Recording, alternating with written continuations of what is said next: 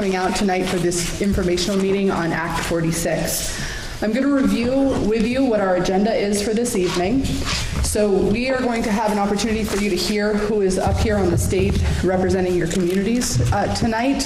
So I will go ahead and start with those introductions, and then we'll let you know what the rest of the agenda is. Michael Wright, Enosburg School Board. Chad Loveland, Enosburg School Board. Kevin Blaney, Richford School Board. Suzanne Hall, parent, Enosburg School Board. Mandy Gilmat, Richford School Board. Morgan Daybell, and I'm the business manager for Franklin. They have one, yeah. Wally Senauer, Richford School Board. Amy Collin, Richford School Board. Holly Rico, Enosburg School Board. Pam Hazen, Richford School Board. Michael Horgan, Enosburg School Board. Beth O'Brien, principal in Richford. Eric Armour, principal in Enosburg. So we have a presentation for you this evening. We're going to give you first. We're hoping that you could hold your questions until the end of the presentation so that we'll have the opportunity to go through the slides. We think some of your questions may be answered as we go through. And then at the end of the presentation, we're hoping that you will have comments and questions for school board members or administration. So our goal tonight is to inform you about Act 46 and the proposal that these boards are considering for our two communities. We will have an opportunity when we're done presenting for you to ask the questions and make the comments, and then at the very end, we will show you the link that we have for you to provide us with written feedback, and we also have a feedback survey at the back table that you could take if you would prefer to do it in paper. So be thinking of the questions you have for us, and please feel free to ask at the end of the presentation. So tonight we're going to be talking about the school governance consolidation of the Enosburg and Richford school districts. This is about the merging of school boards. This is not about the merging of schools. That is a common misconception that we want to make very clear with everyone here.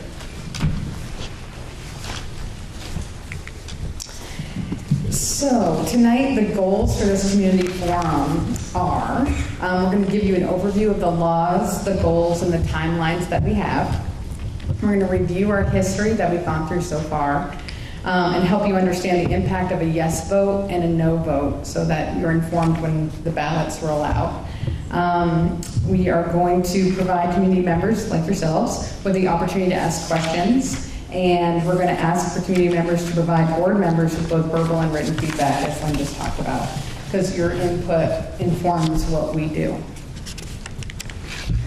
So I'm going to talk a little bit to you about the history of Act 46 and why the legislators in the state of Vermont initially passed this law. So in the state of Vermont, in the last 20 years, we've seen a substantial decline in the number of students enrolled in our public schools. In 1997, we had around 103,000 students in the state of Vermont. In 2015, we had 78,300 students in the state, so a decline of 24% in the student population. At that same time that the student population has been declining, the number of full-time equivalent staff has not been declining proportionally. So there are some funding challenges that the communities in the state are facing. We have seen a significant change in the students that we're serving. We've seen an increase, a 47% increase in the number of students who are living in poverty in Vermont over that same 20-year period. We've also seen other factors that have become increasingly more challenging for schools to be addressing, and that is the number of students with severe emotional needs has nearly doubled. Families in crisis have increased substantially due to loss of employment, addiction, and or housing, leaving schools filling more of a human services function than just an educational function. There's a lot of conversation about the size of the public schools in the state of Vermont, and this slide is intended to give you a little context. So if you look here at this column, it's telling you that we have 300 public schools in the state of Vermont. This next column shows you that 16 of those schools have fewer than 50 students in them, and there are 64 schools that have fewer than 100 students in them. 205 schools have fewer than 300.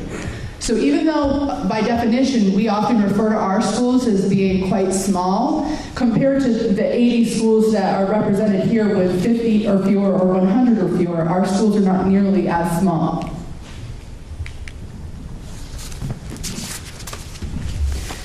So Act 46 identifies 5 primary goals in the law. The first is to try to provide substantial equity in the quality and the variety of educational opportunities statewide. To lead students to achieve or exceed the state's education quality standards, and to maximize the operational efficiencies through increased flexibility to manage, share, and transfer resources with the goal of increasing the district level ratio of students to full-time equivalent staff. It's also to promote transparency and accountability to our community members, and it's to do that at a cost that parents, voters, and taxpayers can all value. I've been asked several times, why now? Why are we talking about Act 46 again? I think there was a common misconception when our previous merger was defeated that Act 46 went away. And what the community members maybe don't recognize is that no vote didn't make Act 46 go away. It defeated a proposal that these board members put before you.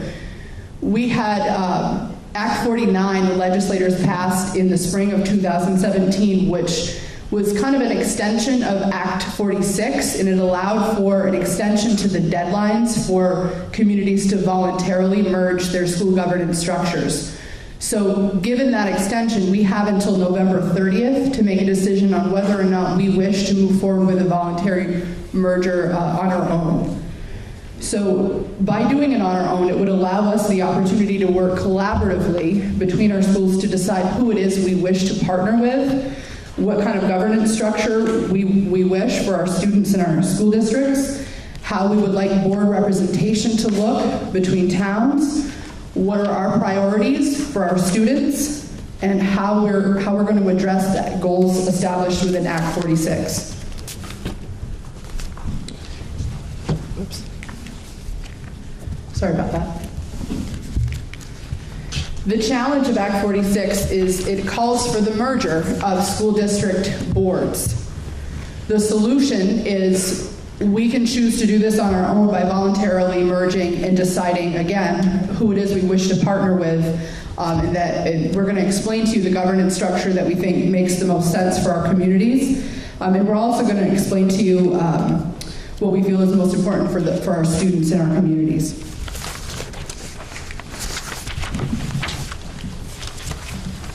So this slide explains our history.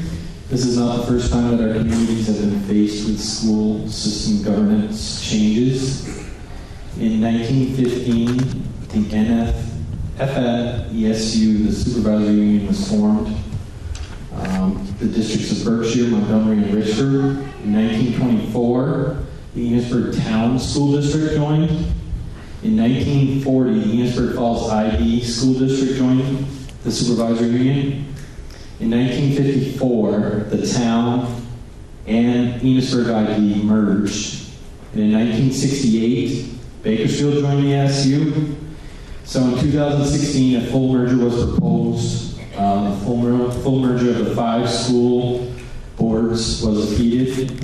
Retaining school choice in the pre-K through 8 towns was a key issue. 2017, the side-by-side merger proposal.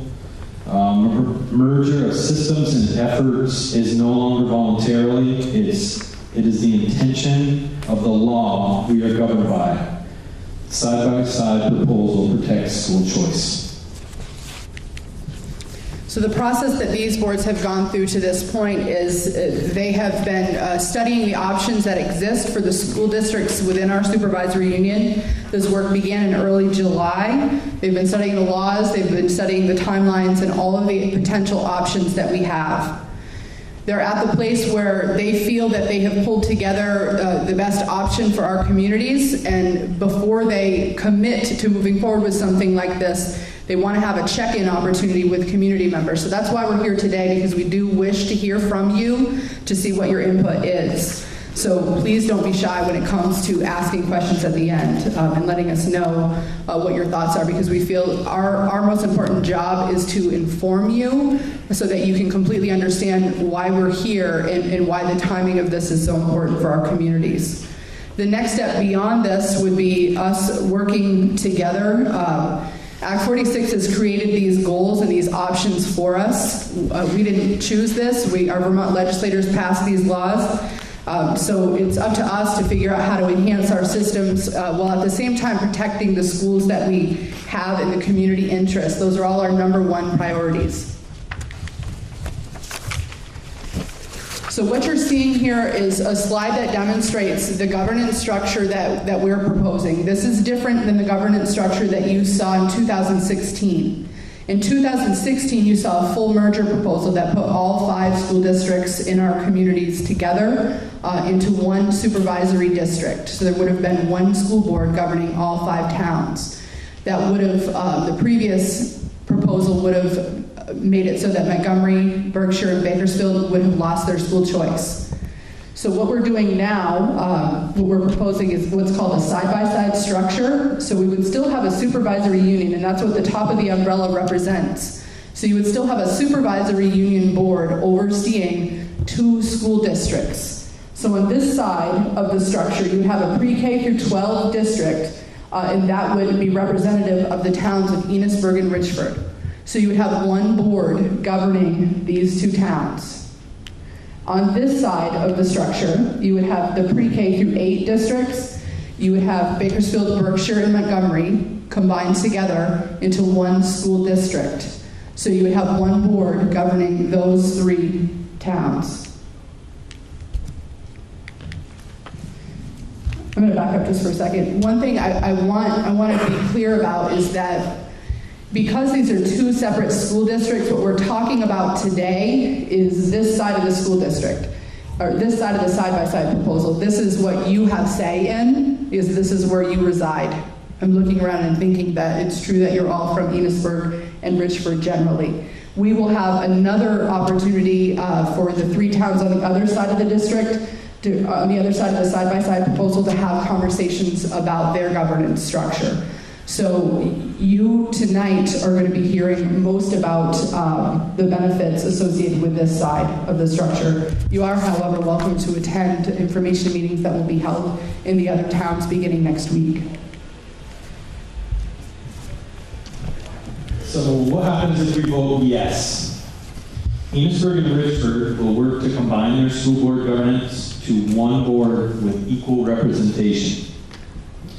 We get to use our collective local voice to decide who we partner with, the collective goals we want to create for our students, what priorities we want to establish in our articles of an agreement, our board representation, and school closure protection language.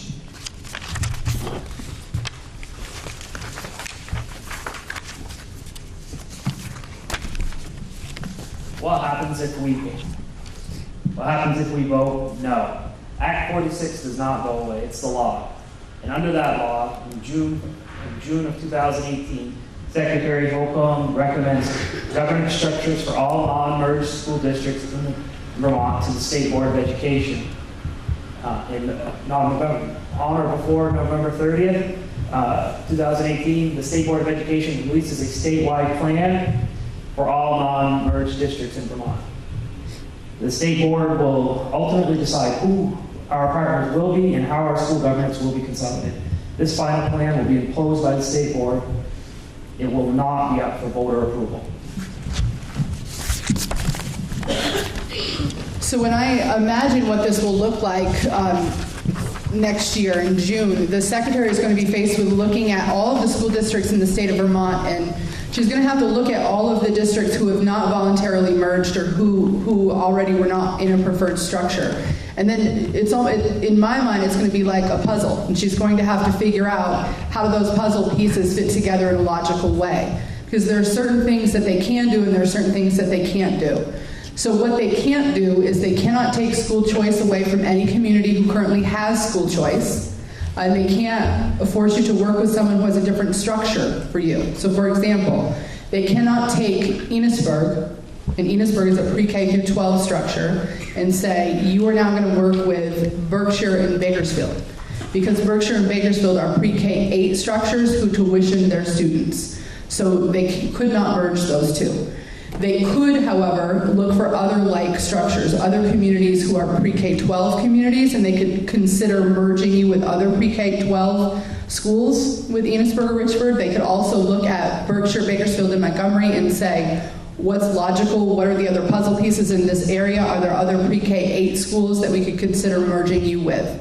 So the next slide is a map of the state of Vermont that represents, as of, I believe it was June of this year, the red represents all the schools who had a successful school merger vote. There are schools, I think it's gray, all the gray schools. Act 46 didn't apply to these schools because they were already big enough and they already had enough students, and their governance structure was such that this didn't apply. They were already considered what's called a preferred structure. So the secretary is going to be looking at all of the towns who are not gray, I'm sorry, not towns, school districts who are not gray and who are not red. So right now we're SU 20, we're that blue area up here. That blue represents that we had a proposal defeated. There are other areas near us, our friends to the west in Franklin Northwest and over to the east in the North Country School District. We also have another district down here, that's Fletcher, Fairfax, and Georgia. So we have neighbors who border us who are also, at this point, not voluntarily merged. So the secretary is going to have to look at the state map and make decisions about who those communities will work with moving forward. So what would be different? So one of the first differences would be centralized staffing. And so all staff would work under a single employer. This would aid in the ebb and flows of communities and would result in efficiencies financially and educationally. It would have a single tax rate. By merging the budgets, you set a single tax rate for both towns, again, to kind of avoid those fluctuations in tax rates. A unified board.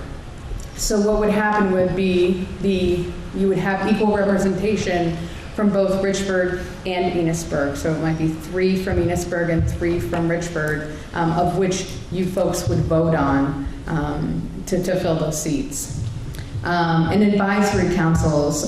There is the opportunity for advisory councils, which are the input of our community is important. Local advisory councils could be created for each of our school communities to serve as advisories. So for instance, there could be an advisory council in Richford that could feed information into the board to say, these are important issues for our community. We would like you to take these under consideration. And the same thing for Enosburg. You could have an advisory council that could do the same. So that way, people are often afraid about loss of local voice, but there are structures in place that you can still get that.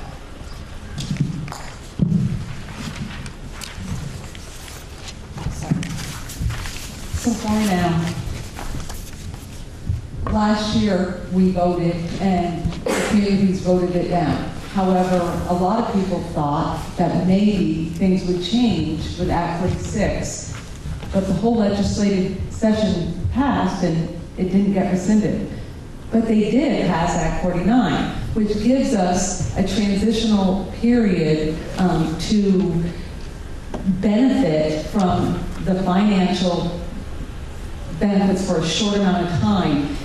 It isn't substantial, and it isn't the reason to do this. But the reason to do it is because we have some voice. We have worked together as a team for a long time. We have strong leadership at the SU level with boards, among all of our boards, and I think in all of our schools. And we work well together. We've made a lot of progress over the past 10 years. And we want to choose who we are collaborating with. So we feel that if we want some control over our future, which nobody knows what's happening in the future, that this is the best choice for both of our communities.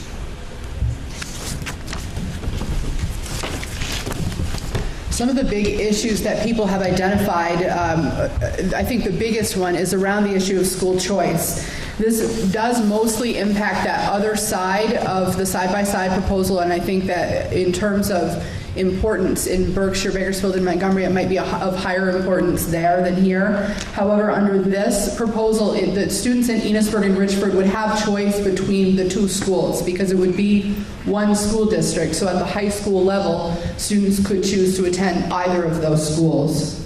There's also a concern about school closings. We're hearing that there's some sense that Act 46 is lining us up to close all of our schools. And each day I'm hearing some version of that. And one of the things that I think that you should recognize is that these boards have worked incredibly hard, and they have tried to listen to what they're hearing in the communities and recognize the value that we are hearing people place in their local schools. And their intention is to use that information to be able to thoughtfully craft the articles of agreement that will govern this new school district to provide some level of protection for our small schools.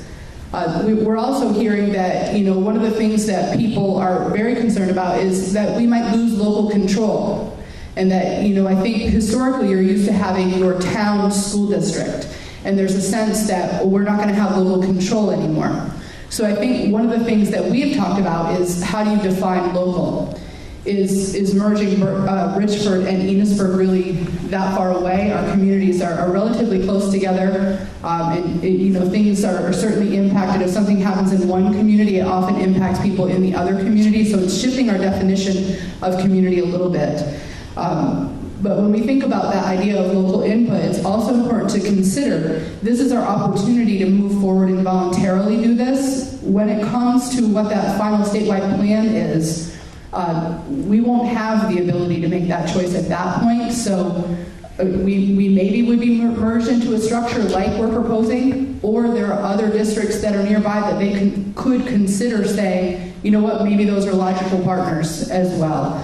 And then the ideas that we have in terms of putting protections in about board representation and protecting small schools, it would be a little more challenging to do if we were partnered with other schools outside of our community.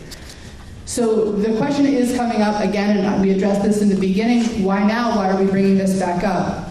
So even though the incentives are not substantial, this is our opportunity before November 30th to come up with a voluntary merge proposal and allow taxpayers the benefit of those tax incentives. And it also would protect us from, it would help us to avoid being subject to that final statewide plan. It would provide us a little bit of budget stabilization to ensure that the budget stabilization piece is really about, we would have a 4-year tax incentive that would provide us a little bit of a buffer as we're shifting to that single tax rate. We'll talk a little bit more about that in just a second. And it would ensure that we could write articles of agreement that would allow for equal representation on the new board for each of our towns.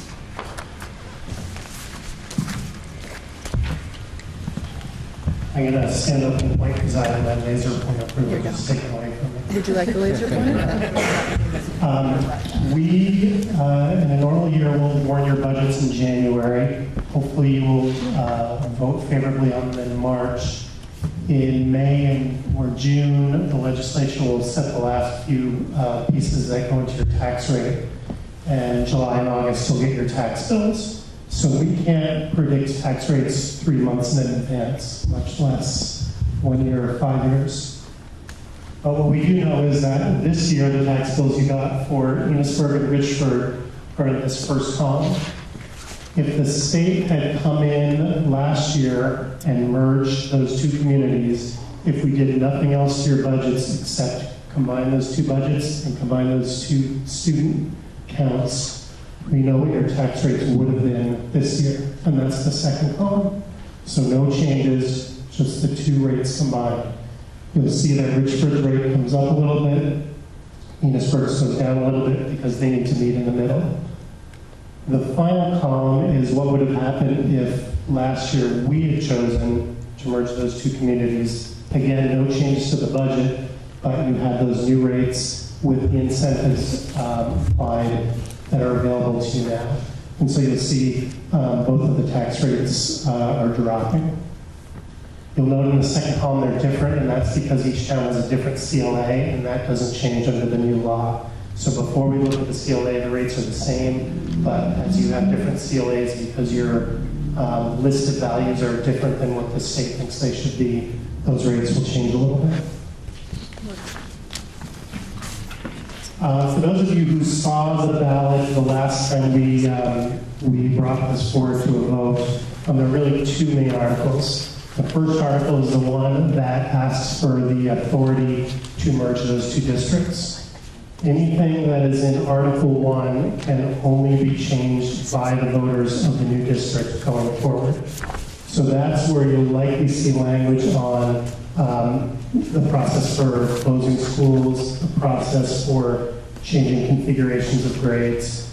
Anything that's in that first article, the board doesn't get to change unless the voters give them authority to change it. The second article will be related to electing the new school board members. The articles that these folks have started working on are not final yet, but the discussions so far have been that each town would have 3 seats on that new board, but all the voters of both towns would get to vote on all of the seats. And that meets the test of one person, one vote, but it still is allowed equal voice from each of the 2 towns. So this next slide, I showed you one that was similar. It had different colors on it. This slide is giving you a little bit different information. So some of the communities are studying alternative structure, including ours. The side-by-side structure that we're presenting to you tonight is considered an alternative structure. There are other towns that are studying other alternative structures, including some towns that are studying the feasibility of retaining their existing governance structure. Any town that is in pink is considering some form of alternative structure. And the towns that are in gray, those are already merged towns. So you can just see that the colors mean something a little different on this slide. Gray are merged towns, yellow are considering all options, and the brown towns are exempted from Act 46. So I've gotten a lot of questions about cost savings and if money is the driving force in this conversation, and it is really not. We're not going to sit before you today and tell you that we're going to save millions of dollars, because we don't think we will. One of the things that we want you to know is that there won't be the same cost savings that we would have realized had we moved forward with the full merger in 2016. There would have been substantially more tax savings in that proposal. The tax reduction that's available to us, the incentive that the state would provide us if we voluntarily do this, would last 4 years. So we would become fully operational July 1st, 2019. So that's fiscal year 2020. Taxpayers would realize an 8-cent savings on their tax rate. In year 2, it would be 6 cents. Year 3, 4, and year 4, 2 cents. So that's intended, again, to serve as a buffer as we're transitioning to that one single tax rate. If we voluntarily do this, new districts would receive some transition support grant money. We have already centralized some of our functions, like special education and transportation and curriculum. We do believe there may be some other operational efficiencies that we could realize by merging. But money is not the driving force behind the decision to move forward with this proposal.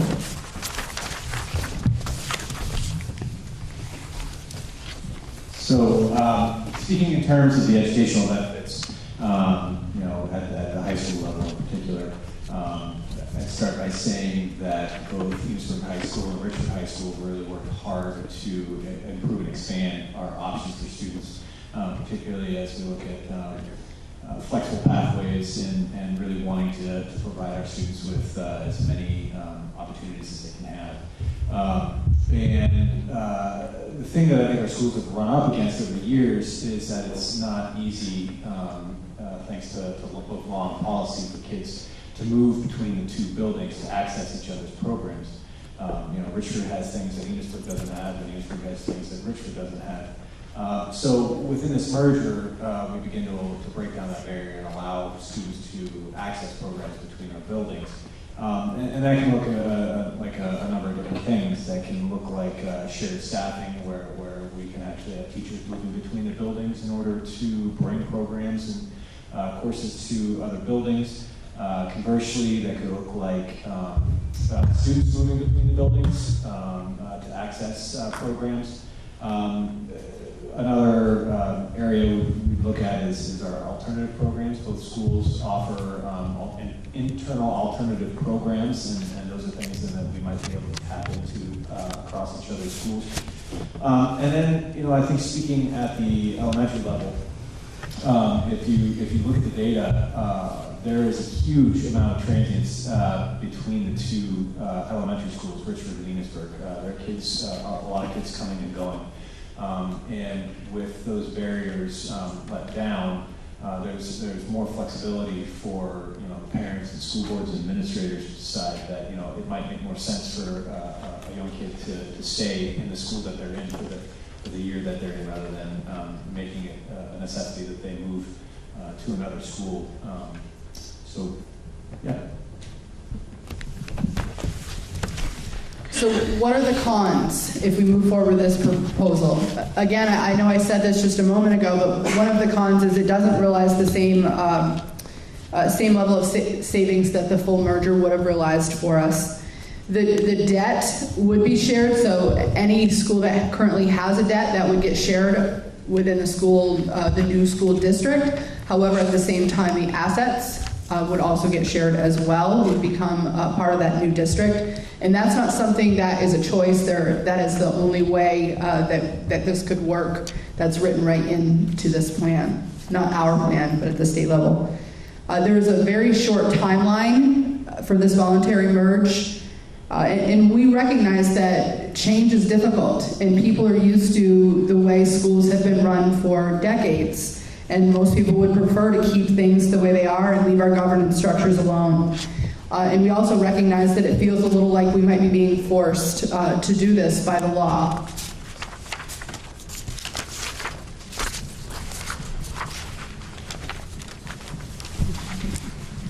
As we just discussed, capital debt does get shared.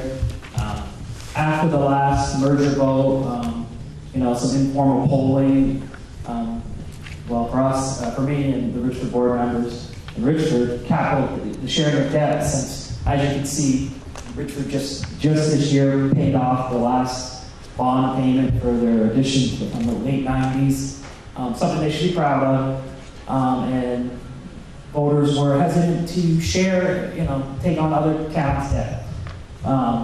We're trying to, or hoping that we can convey that this is just a snapshot. This is where we are at today. Yes, we would be sharing Enosburg's debt for a few years, but in the future, there could be a capital project that Richford needs that Enosburg will be sharing. So we hope that we can convey to the voters that debt is just ebbs and flows, and sometimes there may be more debt from a Richford project or an Enosburg project, but it's always going to be shared going forward. Enosburg right now has two bond payments, or two bonds out there. One due to be paid off in 2022, and the other to be paid off in 2025. So I added a line in the slide that actually the board members haven't seen yet, based on some feedback we got in our last presentation. So we're sharing in that top line what the debt looks like today in this fiscal year. So if we were to voluntarily merge, or if we were to be merged as a result of the final statewide plan, that would go into effect on July 1st of 2019. So we got someone that asked the question after the Richford meeting, and they said, but wait, that wouldn't be the debt we would actually share, because that's our debt this year, and they're absolutely correct. So the debt would actually be these numbers as of FY20, so you could see by that point there would be a pretty substantial difference in what Enosburg's debt is now and what it would be in FY20, and recognizing that One of those bonds is paid off 2 years from then, and another is paid off 5 years from then. So in a nutshell, the challenge that these board members are facing is that they need to use the dynamics created by Act 46 and Act 49 to improve our school systems, while at the same time enhancing opportunities for students that at a cost to taxpayers that's fair. The solution is to continue to work to create exceptional school systems for our children, to stay local and build upon the history and the community that we have in FNESU, to provide some level of protections for our small schools, and to continue to share our cohesive and collaborative vision, and to work our hardest to control the costs most effectively. The other thing is that we should keep our doors open for like-minded neighbors who might be in a similar situation. We are going to welcome some comments and questions at this time, but in case anyone leaves before we're done, I just want to just say a couple of things. We have prepared a short survey, and your surveys really are important. These board members care about what you are feeling and what you're thinking about these proposals. We are not here to engage in a debate in any way. We're here to seek information from you, while at the same time we're here with the goal of providing you with information. And we're really hoping that there are some things that you learned as a result of this presentation tonight, and we're hoping that you will take an opportunity to share what you have learned with friends and neighbors and encourage them to try to be as informed as they can as we move forward. As you can see, this is incredibly time sensitive, and it's quite important for the school districts in our area. So please do your part to help people understand how important this work really is. So there's a hard copy of that survey on the back table. If you would prefer to do it here and leave it in the basket, you're welcome to do that, or you can take it with you. And you can mail it in. There's an address at the bottom of it, or I'll leave this link on up here. There's also a handout at the back table that it gives you a little bit of information, kind of a summary of some of the things that we talked about tonight. And at the very end, there is the link to the survey. There is also a link that you can go to if you would like to receive email updates about Act 46. We hope that you will go there and provide us with your email so we can email you out as new information becomes available. So at this time, we welcome any comments or questions or feedback from the community. I have a question. You said that kids would have a choice to go to Enosburg or Richford. What happens if the majority of the kids choose to go to one school over the other? You had a great answer for that, Wally. I'll take that one, I guess. The short answer is we don't know what would happen. When this merger absolves these two boards, and it would be up to the new board to address those issues. Hypothetically, if that were to happen, more kids came to Enosburg from Richford and left the population down, maybe the new board would have to go decide on putting a quota in. But we can't answer those questions because those would ultimately be up to the new board that would be elected through equal representation, and we don't know what's going to happen in the future. In other words, there's going to be a lot of problems that arise from doing this. Potentially, or not. We You just named one. So. You named it, but we didn't. We don't know if that's going to be an issue or not. So I think one thing to recognize that, the merging of governance structures is something that is written into the law. So whether we choose to do this voluntarily or whether we're subject to it as part of the state's final plan, I think we need to recognize that there will be factors like that new boards will have to be able to figure out. If we're merged together, whether it's voluntary or not, we will have boards that have to figure exactly how to handle those situations. I think the other thing to consider is that if it is bigger, you'd have another community that would be weighing in on those things as well. So it is. I want to just reiterate again, this is not about saying we're not okay with Act 46. It's about what's best for this community, because Act 46 is the law that we're governed by, and we need to move forward and do something. to meet the requirements of the law. Does that school choice currently exist anyway? Yeah, the question, Yeah. that same question came up in Richford 2 nights ago. And right now, there is a provision in the law for some limited school choice if you are in a town that has its own high school. So you apply to go to another high school. Those high schools can set limits. And Eric or Beth can correct me, but I don't think either of our schools are hitting the limits. So there is a mechanism for those kids to do that at the high school level now, and we haven't seen that. We have one Enosburg student in Richford, and Enosburg has one Richford student there, so we haven't even switched right So now. the choice exists and there hasn't been a flooding of children going to one school or the other. We primarily get them from other towns, Right. Franklin, Highgate. Swan or Highgate. Can you explain how the board is elected? Did I understand that the folks from Enosburg will get to vote on the folks from Richford as well?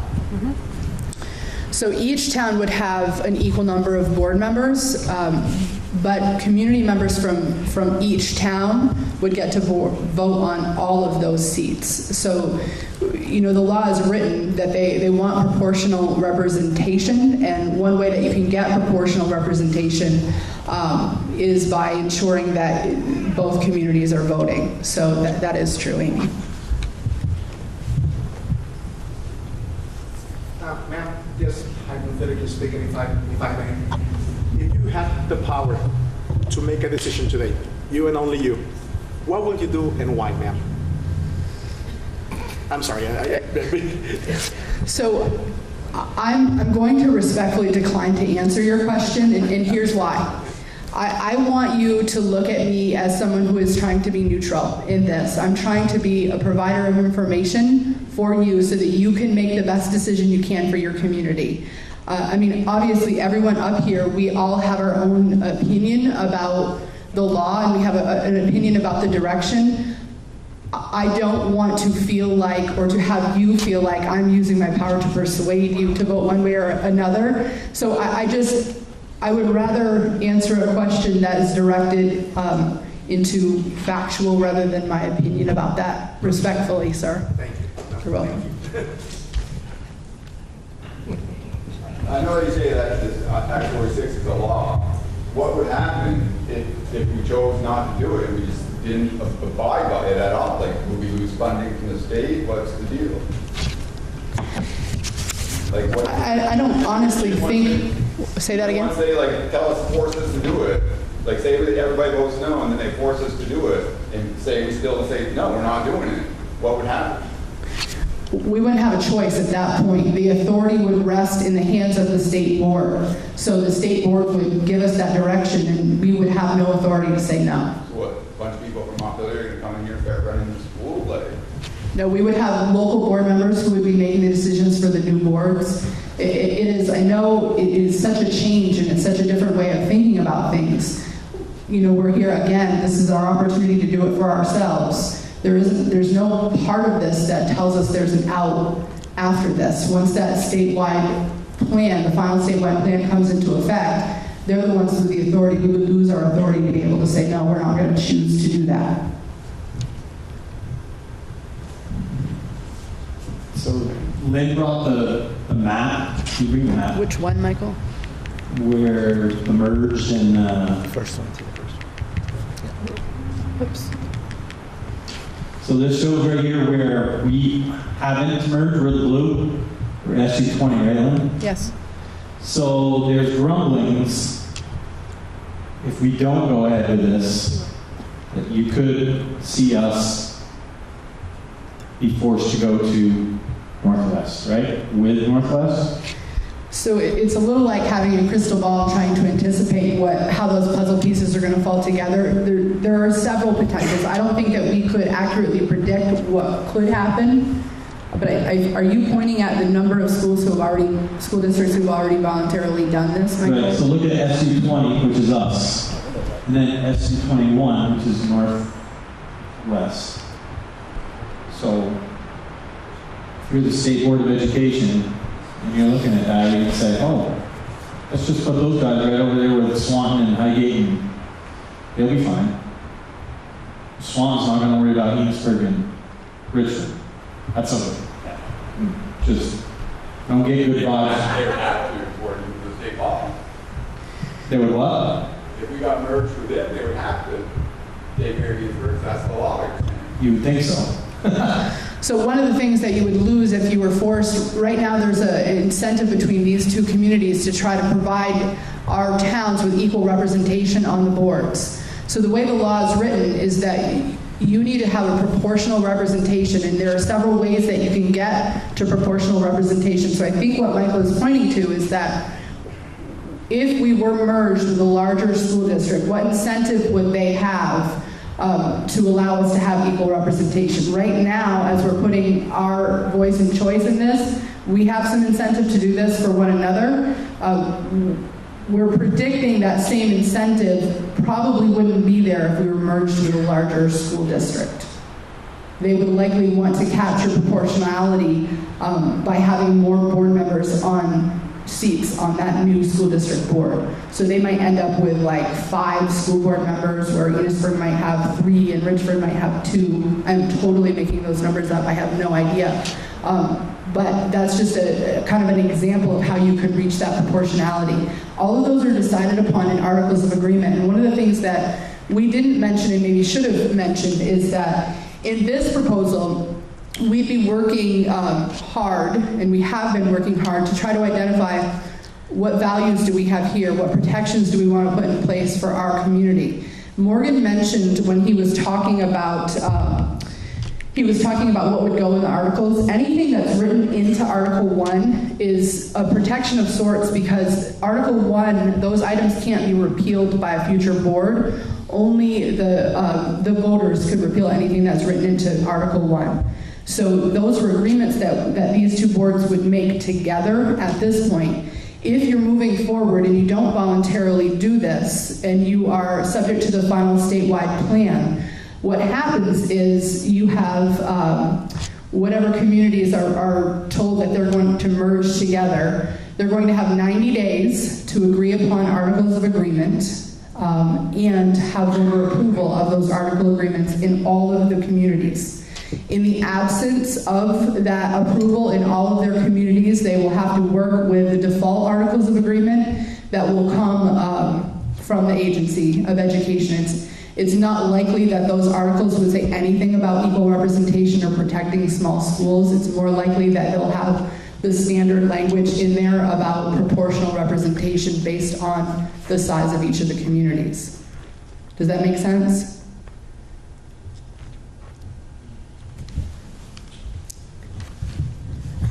Yes. Is it possible that they could pick to join Richford, Missisquoi, and Enosburg? Is it possible to do that?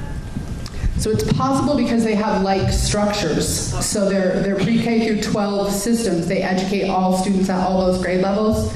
So those could be communities that they would consider putting together. Is there a limit of how many communities you can put together? Why don't they just put everybody together? Put the whole state together. They can't merge unlike structures. Well, all the like ones, put them together. I don't think their goal is to merge that big, but you'd have to take that up with the state board. I'm not sure that we're in a place where we can answer that. I think there's a question in this back row right here. I'd like to exclude the pros and cons for just a hypothetical question. And having done that, the creation of a new board with equal distribution, just that act, or if that were to take place, would meet the requirements of Act 46? So what that would meet would be the proportional representation requirement of Act 46. That's one element of it. And just the act of equal representation wouldn't do it alone. It would have to be the at-large voting, where the community members could vote for board members in both communities. That's what meets the requirement of Act 46. Yeah, that's what I'm saying. That alone meets the requirements of Act 46. The creation of a new board. Yeah. Okay, so I think I understand what you're asking now, sorry. So the creation of the new board, merging of the governance structure, and us being able to identify the proposal that we're sending off to the state, that we can meet we can work towards meeting the 5 goals that are established in Act 46. So there they are right there. So that will be our task. With this proposal is we will have a plan that we have to submit to the state board. We would have to submit to the secretary by early October. We would meet with the state board in the middle of October to be able to show the proposal we have. And yes, if our communities voted yes to merge, that would satisfy Act 46. And I would just like to say, so I'm pretty new to the board. I came on in July, but we've met countless hours with Enosburg and Richford sitting at the table, and I have seen nothing but positives of just sitting with 2 communities. I mean, when you think, well, they're separate communities, but we're really not that different. And so some of the issues that have come up, they've only informed the discussion. So I just have to say that, I felt like these boards have worked really well together, and it's just probably going to be the more of the same with just 2 communities sitting at the table having the same kind of conversations. Rick? Yeah, so we merge the two boards together. We submit our plan to the state. Is there any evaluation, or is there anything written in the law where they actually evaluate whether or not you're meeting the goals of Act 46, say in 3 to 5 or 7 years down the road? Where they can come back and say, hey, your plan is not working, you need to change. Good question. I think that's a great question. No one has asked that of us, Rick. And I can tell you that I have studied this law pretty hard, as have you. I know you have. And Act 49 as well. And I have not seen anything in there written about an evaluation of the goals of Act 46. I will tell you that our schools write action plans for continuous improvement, and that's not something that we write and put on a shelf. That's something that we write, we create action steps, and we continue to revisit frequently. So, these are pretty important priorities for us, and as long as I'm the leader in the supervisory unit, it wouldn't be something we put on a shelf. We would continue to work towards achieving those goals. Is there any sort of fight trying to get rid of Act 46? I personally think, and here's where my personal opinion is going to come in, I think that that ship may have sailed. I think that if there was going to be a fight for Act 46, I think it should have been on the steps of the legislators in Montpelier in the last year and a half. We're at the place now where this deadline is November 30th. And the legislators are not going back into session before that, so it is not going to be repealed before we have this deadline. So if there's a fight to be had, it's not at this level. I think that fight should have potentially been happening if people were opposed to Act 46 over the course of the last 18 months.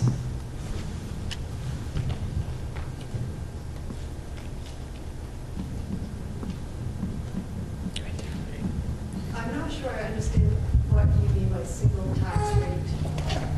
Is that any different than what we're doing now?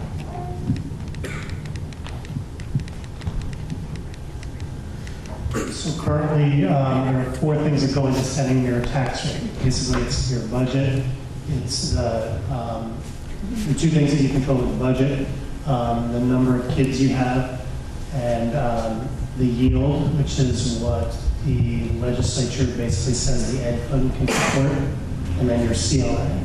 If you guys combine, you're going to have a single budget, you will have a single student count. That yield will come from the state, so your 2 tax rates will be the same.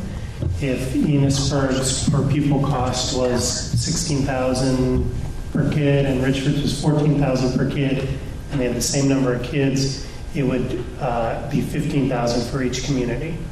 And then we apply the yield to that, and then the CLA, which is that change that I talked about, trying to get your house value to be equal across the state, is the reason that those tax rates on that side look a little bit different. but the underlying tax rate is going to be the same for all the communities within a single district.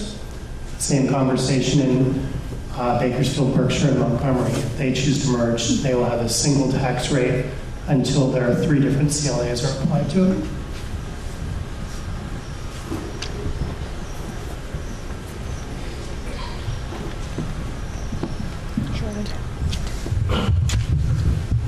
I would just like to say that I think this presentation has been great tonight, but when I look around, I really do not see that many people here. And my concern is, what are you going to do to get people out to vote?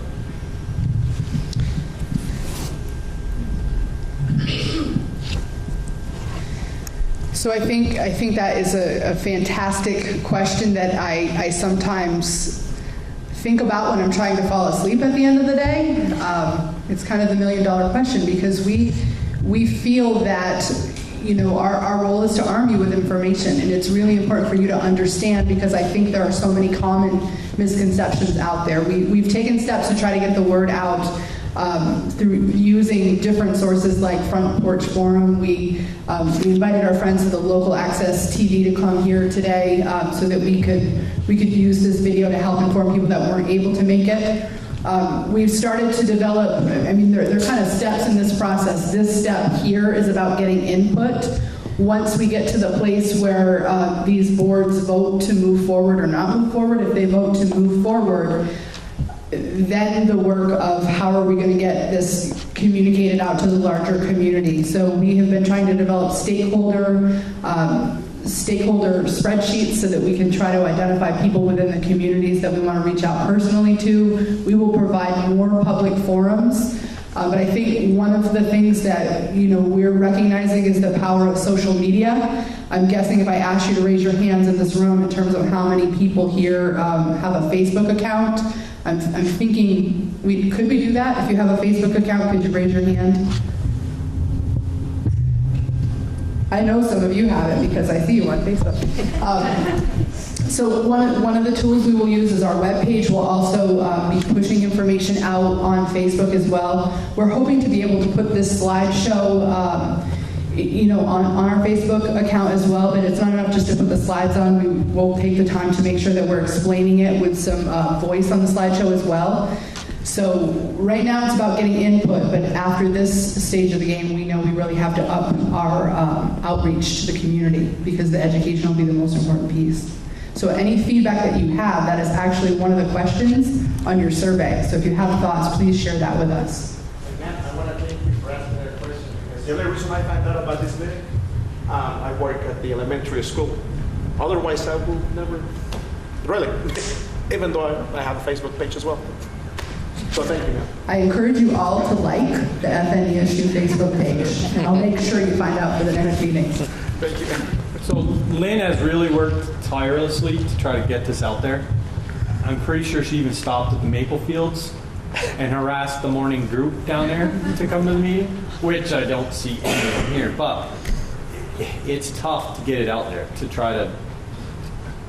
We had 21 in Richford. It's tough to get people to come.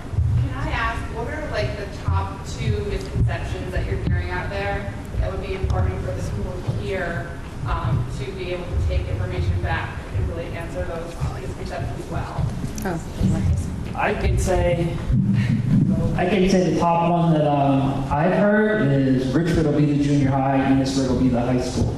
And we can honestly say that has not been a conversation. It hasn't been mentioned at any of our meetings. So that's... Is that an Article 1 thing that would have to be voted on?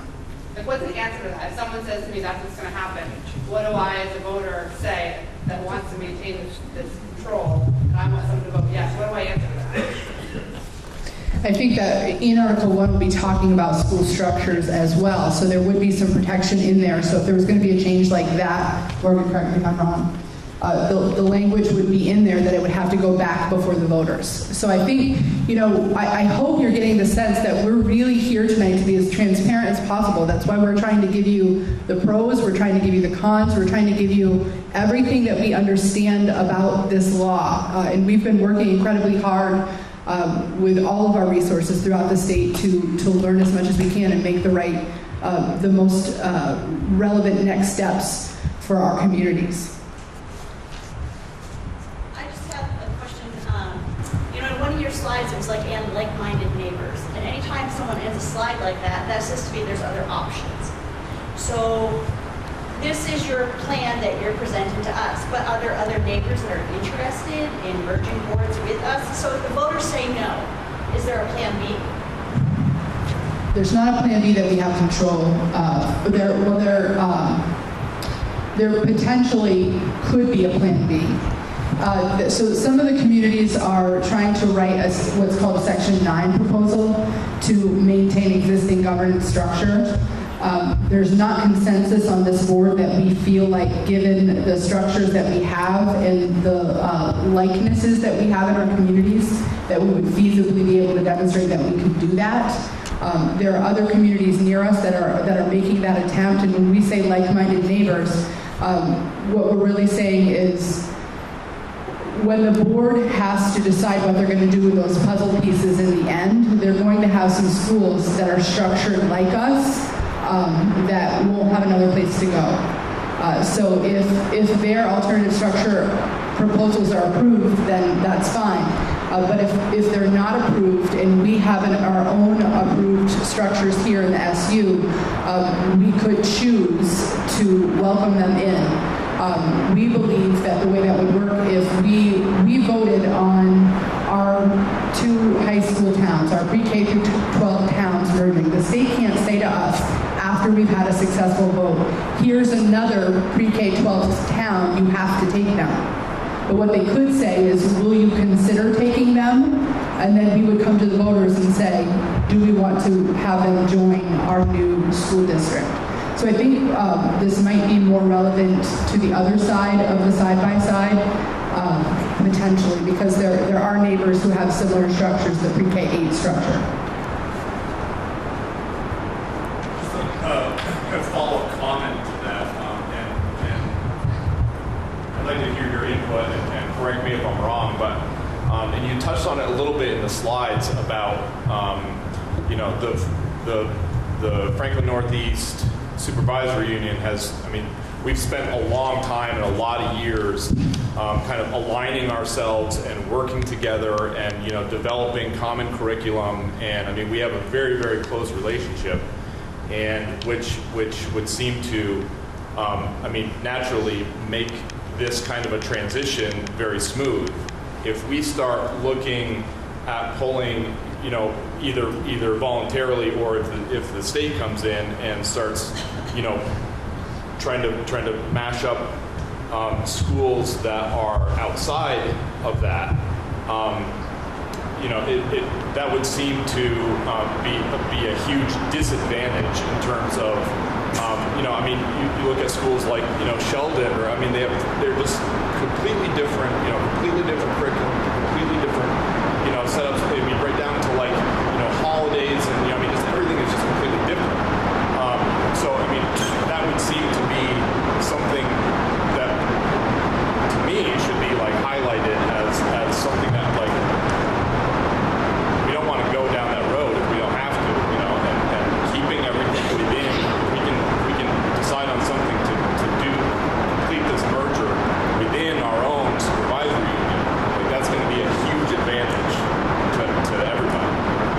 I think that Beth O'Brien, the principal of Richford, hit on this a little bit when she was presenting her slide. I think that one of the things the community should understand is that we have been working together for a very long time. We have several administrators who have been in this business for quite some time, and we've been collaborating on things like curriculum for Beth and I and Ann Millette in the back there. We have been working on curriculum with each other for the better side of 20 years. So this work, you're correct in saying that a lot of work has gone into the things that we're doing together. It would be a little more complex to to pull in other school districts into that system that are coming from different places with different values and systems in place, because we really do value the importance of being as consistent as we can within our schools, while at the same time trying to honor the unique characteristics of each of our schools. We feel it's important to collaborate and be consistent where we can, because so many of our students might start in Montgomery and then end up in Berkshire and then end up in Bakersfield or Richford. They really do move around a lot, so that consistency, you're correct, is incredibly important.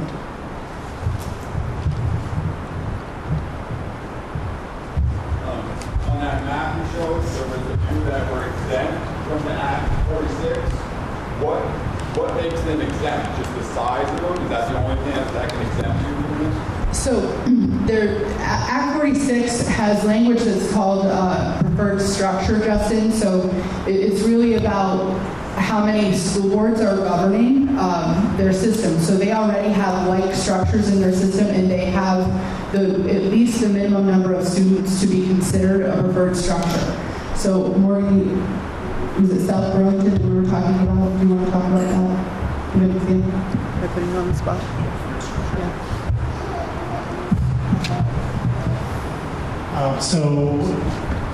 South Burlington, Winooski, Milton are all a big enough district in that they have at least 900 kids, and they're not part of a supervisory union, so they have a single board, and that's how a preferred structure is defined. So those areas in gray are already in those structures. They are not going to be able to be touched by the state board when they look at all those puzzle pieces and start moving things around. And that's based on the size of the school? Based on the size and the fact that they're their own supervisory district, so the school district hires the superintendent. It's not a supervisory union of a bunch of districts hiring the superintendent. Those are the two factors.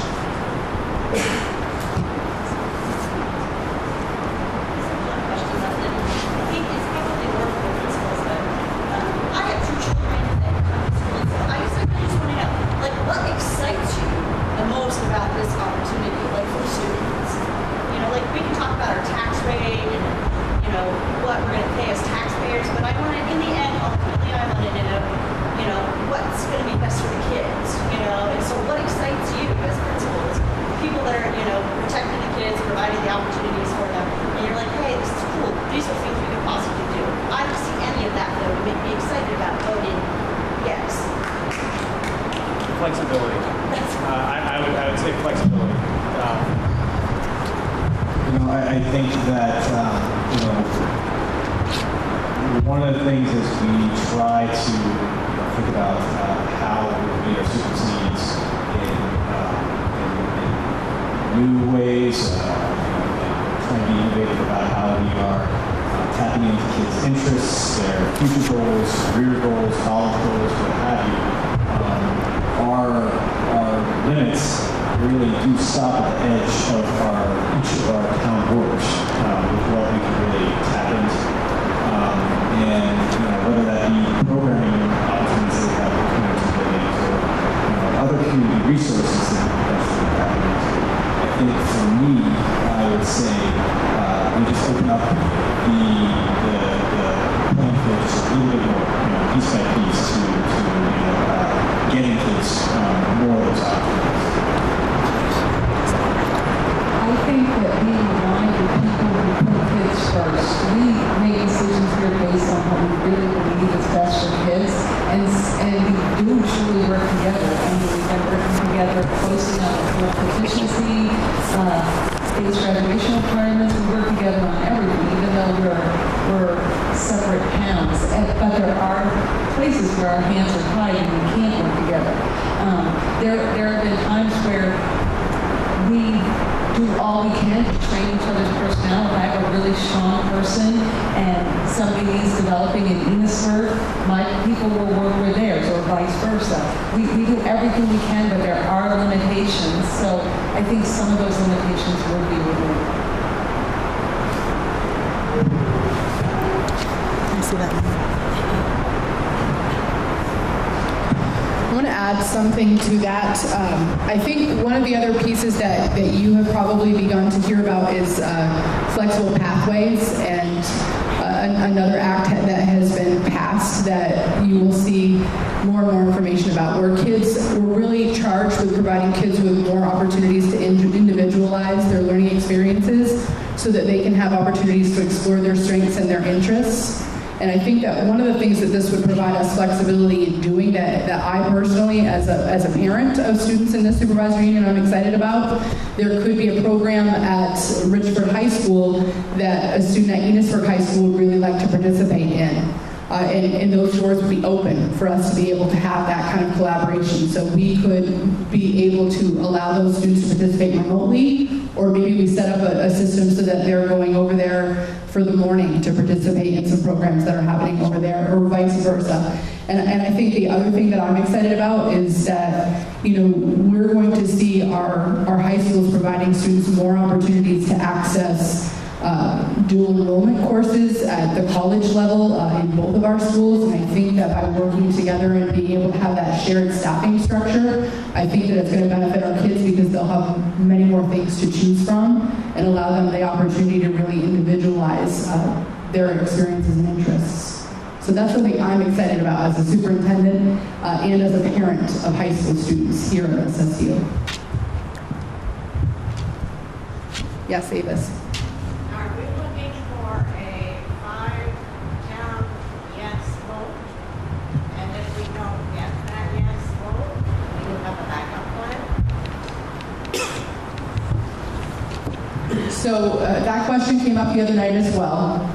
So do we need all 5 towns? I just want to make sure I'm understanding the question. Do all 5 towns have to say yes for us to move forward? The answer is no. So on this side, this is your one vote for these 2 towns. That's that one school district. We would need both of these towns to say yes to move forward with merging those 2 into one school district. On the other side of the side-by-side, one of the pieces of conversation that we have most recently had is Montgomery potentially will be considered advisable in this proposal. And what that means is if Bakersfield and Berkshire both vote yes and Montgomery votes no, Bakersfield and Berkshire would be able to move forward with a merge, and Montgomery would not be a part of this new school district. So at that point, Montgomery would have to figure out whether or not they could propose some sort of alternative structure or whether or not they'd be subject to that final statewide plan. There was a second part to your question, which I have forgotten. Could you please tell me that second part, Avis? Backup plan. Oh. So, I don't know that we have a. Is there? And how long do we have? Do you have any idea when the vote might take place? So we believe the vote will happen either November 28th or November 30th. We're not 100% certain at this point. So if we get a no vote, there is the potential that the boards could make a decision at that point to explore a Section 9 proposal and try to propose something to the Secretary to maintain that existing governance structure. But each town would have to approve that on their own and move forward in that way. So we really have until November 30th to get an approval by the voters to be able to move forward with a voluntary merger. Beyond that, there's a January deadline that's a hard deadline. If you don't have an alternative structure proposal that the Secretary approves after that, then you're going to be subject to the final statewide plan. So what's the Act 9? Why don't we just do the Act 9 thing like these other towns? So the other towns are making a proposal for a Section 9 proposal.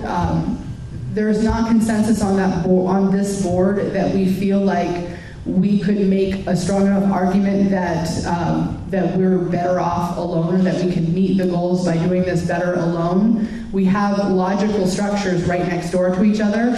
And we feel like our best chance moving forward is to be able to say we wish to go together. Richford and Enosburg together, and Berkshire, Bakersfield, and Montgomery together. We think that's our best opportunity moving forward. If Montgomery is advisable and they vote yes, does that mean they would be part? If they're considered advisable and the people vote yes, do they automatically be? Then they're a part of that 3-town school district. Do you think if we can turn him down and say no, that the state board will say, well, they don't want to be together, let's, move them to MVU or someplace else? I'm actually glad that you asked that question, Judy, because that was one of the things I've heard in the community. I had the opportunity to meet Secretary Holcomb in May of last year, and I asked her that question directly as I was starting to think about, would it make sense for us to move forward with a side-by-side proposal? Because I too had heard that they wouldn't consider something that the community had voted down. So I asked her, so if we move forward with a side-by-side proposal and the communities say no, would that be off the table in terms of what your final plan was? And she said, no, that wouldn't be off the table. So I hope that gets out in the community, because I don't want people to say, oh, we should vote no, because ultimately it is, but we don't want to play that game, because she's been clear that wouldn't be what would be factored into her final decision. Well, what did she say would be? They're not telling us, Justin. They're not going to give us clues in terms of how they would do it, because they don't know what the puzzle pieces are going to be in the end. So we don't have an indication from the state board or the secretary how that final statewide plan is going to be, because they don't yet know. Can we get to the map? So there were a couple of questions on section 9, and the definitive answer is that we don't know what the state board will do. What we do know is that that section was put in with the intent of dealing with places like Franklin West, which is here. So you have Georgia, and you have Fairfax, and you have Fletcher. You have a newly unified district here that the state board is not allowed to change. You've got a preferred structure here, the state board can't change that. Chittenden, something here that is unified, state board can't change that. You've got a lake here, and you've got these 3 little towns that are sitting out there. Georgia's a K-8, and they tuition all their high school kids. Fairfax is a K-12, and they educate all their kids. And Fletcher's a K-5 district. They tuition middle school and high school. There's no way that the state can combine those 3 towns because they have those different structures. And they've got these borders here, so could they merge them with us or merge them with Northwest? They could, but there's districts in between. So that was the intention of the Section 9 proposal. They could expand it wider than that if they wanted. They could expand it, they could restrict it more if they wanted, but that's the intention. Up where we are, we've got, again, the lake. We've got a newly unified district, JP and Mountains here, and Border Patrol all over here. And they've got Franklin Northeast and Franklin Northwest sitting out there. They could take Richford and Montgomery and push them into North Country if they wanted to, but again, there's a real limitation there. They've really got 9 puzzle pieces if both of the votes here go forward, but it get voted down. But there is a chance that if we say no, that the state could say, okay, just leave it be. We're not going to merge. There is a chance that could happen too, right? There's a chance that just about anything could happen. So it's not definite that they're going to merge us together if we vote no. There's nothing in the law that makes them merge us together, but the case they're going to have to make is that school here, K-12 district, Richford, K-12 district, Enosburg, who are all sending their kids to the same tech center are too far apart or too dissimilar to merge. Personally, I don't think you can make that case. On the K-8 side, you've got Montgomery, you've got Bakersfield, you've got Berkshire, you've got Sheldon, all who send half their kids to the same high school. I don't think you can make a case that those districts are too far apart or too dissimilar to stay separate. When you read the language in the bill, I mean, the Section 9 stuff, there's a very high burden of proof there, and it seems to me like that would be an incredibly difficult uphill battle to even, this doesn't seem like a feasible option at all to me. And you had also asked before about why don't they merge districts just statewide. The only place that they've been talking about that is that you've got a few little towns here and there where they are tuitioning out all their students. So the function of the school board literally is to just sign warrants to pay tuition bills to other towns. They have been talking about grabbing those 10 or 20 districts and putting them all together into one. I don't know if they'll do that. They're scattered all over the place, but that's the only instance where they've been talking about going that big. I guess you have to ask yourself, do you want to take a chance and not vote and vote to stay the same? By voting no, you stay the same. You have to ask yourself if you're willing to take a chance if the state will let you stay the same. That's something you have to decide. You're correct. The Section 9 and the requirements to submit a proposal to stay the same, the criteria are very high and very rigorous. All of our principals looked at those criteria and presented to the board that they thought it was going to be very, very hard to achieve that. What seems more achievable is, going with one of their alternative structures, as we're proposing, side by side, seems much more achievable, and that's why we, as a board, selected to present this option to you, the voters.